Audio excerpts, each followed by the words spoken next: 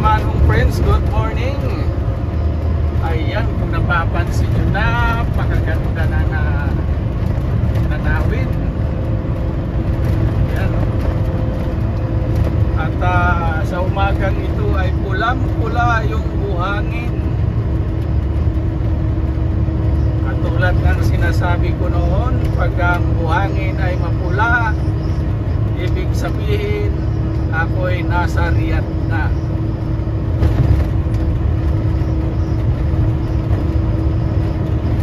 Pagmasdan nyo lang habang tayo'y nasa biyahe. Ayan. Lalo na yung doon sa unahan, pakiabang-abangan nyo na lang. Malapit na kung napapansin nyo yung bundok na yun. Napakaganda. Kita nyo naman yung mga gawa ng kalikasan o pinurma ng ganyan, o may mga guhit-guhit, yung pinakatuktok.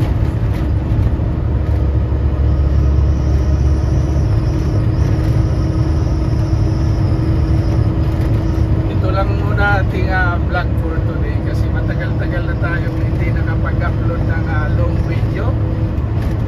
At yun, puro short video yung ating na-upload kung napapansin nyo.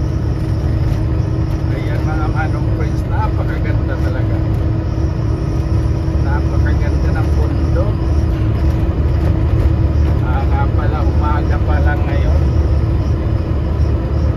At wala pang alas 5 ano pa lang, 5:23. O diba? Napakaganda ng tanawin, maaliwalas.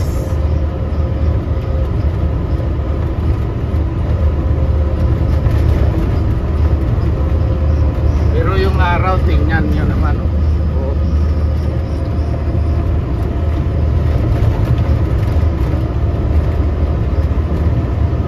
O yun, nakita nyo yung mama, yung tao. Yun ang tagapulot ng mga basura sa gilid-gilid.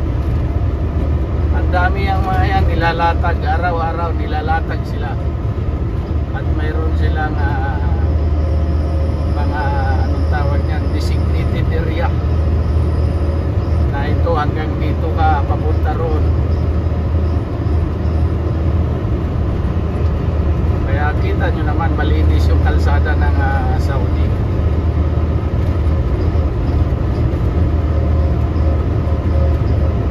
Ayan mga manong friends, so ang gaganda ng yung forma ba? Forma ng buhangin.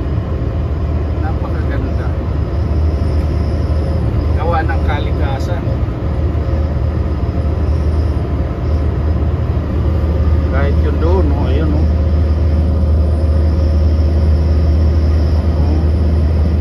Ang ganda, di ba oh? Siyempre dito na rin tayo.